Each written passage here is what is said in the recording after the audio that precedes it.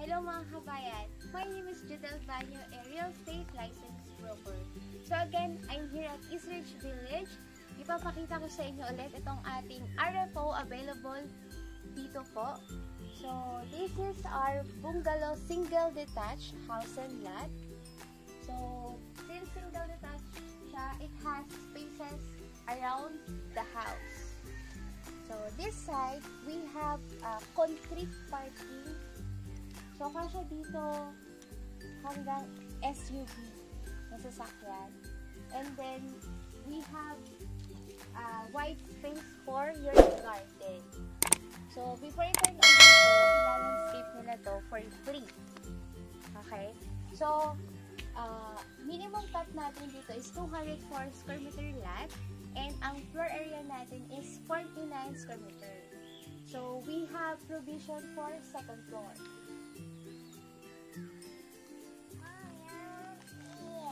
So, tara inside.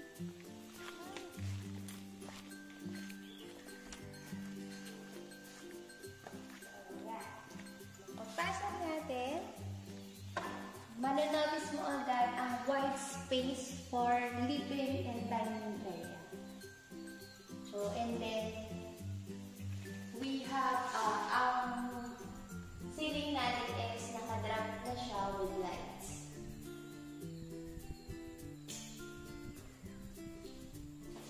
So here, this side is maganda siya for your living area. So maganda maglagay dito ng L-shaped sofa. Nakita mo, maluwag yung area mo para sa iyong living area. And then, mag-move lang tayo ng konti. So dito naman maganda for your dining area.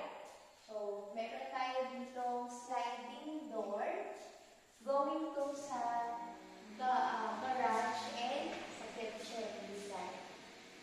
So, ayan siya, maluwag din siya.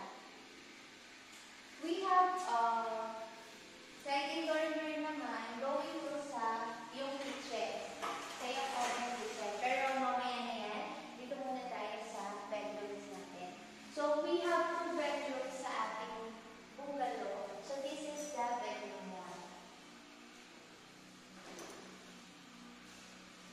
Ayan.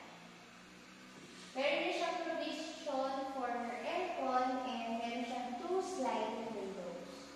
Ayan. We have door dito in between ng 2 bedrooms natin.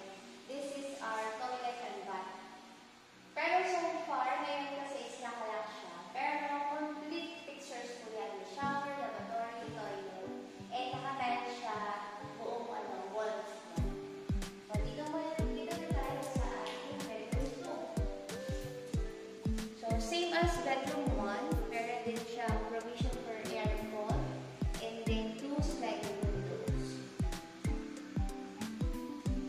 So, let's go down here sa ating kitchen.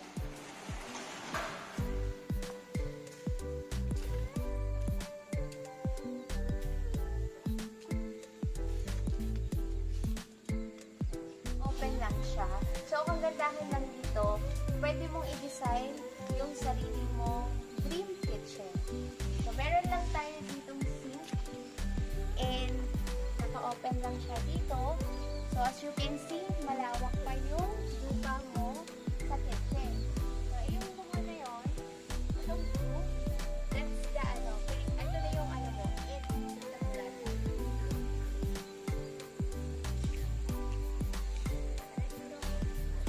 So, ito, sa side space. Mananotice mo din na ang luwag pa niya. So, imagine, ang laki pa ng exhaust lot mo, ang dami mo pang pwedeng gawin. So, pwede ka pa dito mag-extend, maglagay ng another room for your maid's room, storage room, or another bedroom slot. Ito naman ang end ng bedroom. So, maluwag din siya. So, that's it. So, I will insert the computation for this unit, and we have 3 3P. If you want to see this in actual, just PM me or call me at 0996 And don't forget to like and subscribe to our channel. Ingat!